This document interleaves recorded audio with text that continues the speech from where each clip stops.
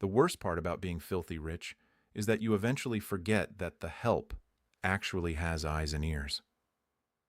I was kneeling behind a massive stack of subwoofers, my hands covered in gray dust and cable grease, trying to figure out why the left channel was humming. The ballroom was a sea of tailored Italian wool and silk dresses that probably cost more than my first 3 cars combined. It was the kind of event where people talk in hushed, bored tones about their summer homes in France. I looked at my watch. 6:42 p.m. In 18 minutes, the happy couple would make their grand entrance. 5 years ago, I was the one who thought I was heading for a happy ending. But life has a funny way of kicking you in the teeth when you're mid-smile. My ex-wife Sarah didn't just leave me, she dismantled me. I still remember the way she looked at our tiny kitchen table, the one with the wobbly leg I'd fixed with a piece of folded cardboard. She didn't cry, she just looked exhausted. "I can't do another year of almost, Ben," she'd said, her voice flat. "You're obsessed with this software that nobody wants to buy. You're working 20 hours a day for a future that isn't coming. I want a man who's already there, not one who's forever on his way."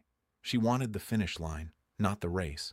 And she found it in Chris, a guy who inherited a real estate empire and never had to fix a wobbly table leg in his life. The ballroom doors groaned open, and the crowd let out a collective, "Ooh." I stayed low, hiding behind the black fabric of the DJ booth. Sarah looked incredible. I'll give her that. She was wearing a dress that looked like it was woven from moonlight. She was glowing, her arm looped through Chris's. He had that smug, squinty-eyed look of a man who's never been told no. They started their loop around the room, shaking hands with judges and tech CEOs. I tried to stay small, but fate is a bit of a jerk. I moved to grab a fallen connector just as they walked past. Sarah stopped dead. She stared at me for a long beat. The recognition hit her like a physical blow, but it didn't turn into shame. It turned into that specific, toxic kind of pity. "Ben?" she whispered. Chris stopped, looking confused. "Who's this, honey?" Sarah let out a short, sharp laugh, the kind that sounds like glass breaking. "Oh, Chris, this is Ben, my ex, the inventor." Chris looked me up and down. I was wearing a faded black t-shirt, cargo pants with a hole in the knee, and I had a streak of grease across my forehead. He didn't even look angry. He looked amused. "The software guy?" Chris asked, grinning.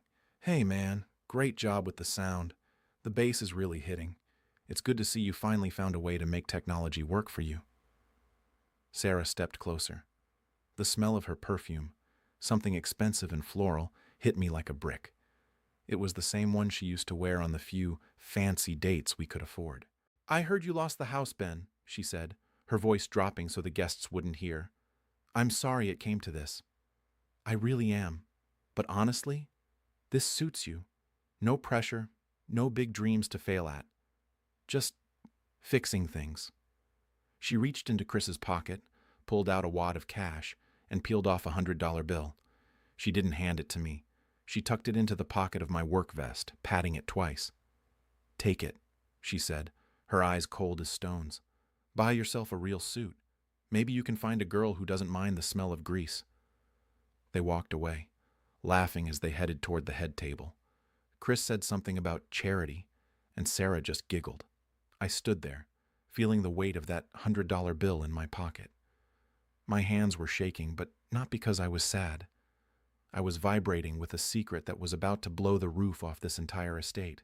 Sarah didn't know that the software nobody wanted had been bought by a defense contractor 6 months ago for a figure with 8 zeros. She didn't know that I didn't work for the sound company. I'd bought the entire parent corporation last Tuesday just because I liked their equipment. And she definitely didn't know that the Chris she just married was currently $6 million in debt to a holding company called Apex Prime. I pulled out my phone and sent a 2-word text to my lawyer, who was currently sitting 3 tables away from the bride. "Execute it." The clink of silver against crystal sounded like a firing squad. Chris stood up, adjusting his silk tie, looking every bit the king of a hill he hadn't actually climbed. He started into a speech about vision and legacy, but I wasn't listening. I was watching my phone. A notification popped up. Transaction pending. Apex Prime. Foreclosure initiated. I felt the $100 bill Sarah had tucked into my pocket. It felt heavy, like a lead weight. I pulled it out, folded it neatly, and set it on the edge of the black-draped equipment table. And now, Chris's voice boomed through the speakers I had tuned to perfection. It is my absolute honor to introduce our guest of honor, a woman who needs no introduction in this city, the CEO of Thorn Global and the woman who is about to help us take Sterling Enterprises to the stratosphere, Claire Thorn. The room erupted in applause. Sarah was beaming, her face flushed with the kind of excitement you only see in people who think they've finally reached the top of the social ladder. Claire Thorn didn't just walk into a room, she commanded the molecules in it. She was sharp, elegant, and had a gaze that could cut through armor plating. As she approached the podium, Chris reached out a hand to guide her. She ignored it. She stood at the mic, her eyes scanning the crowd. She didn't look at the flowers, the diamonds, or the happy couple. She looked toward the back of the hall, right at the sound booth. "Before I begin," Claire's voice echoed, cold and clear, "there's a bit of a problem with the seating chart." Sarah laughed nervously, leaning into the mic. "Oh, Claire, don't worry about that.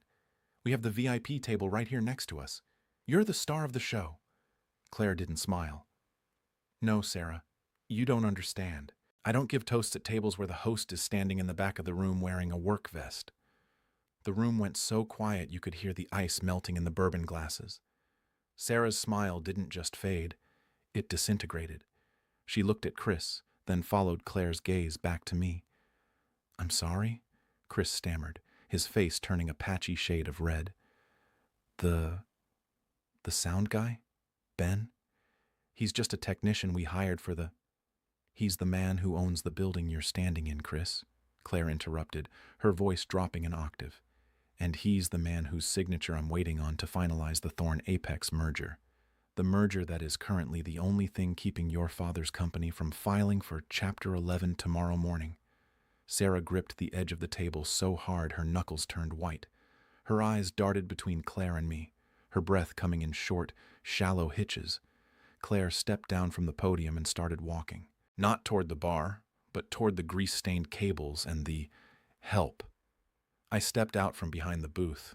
I didn't feel like a billionaire. I just felt like Ben, the guy who had finally finished the race Sarah thought I'd never start. Claire stopped in front of me, a small, genuine smile finally breaking her professional mask. "5 years is a long time to stay in a garage, Ben, but I told you the world would catch up eventually."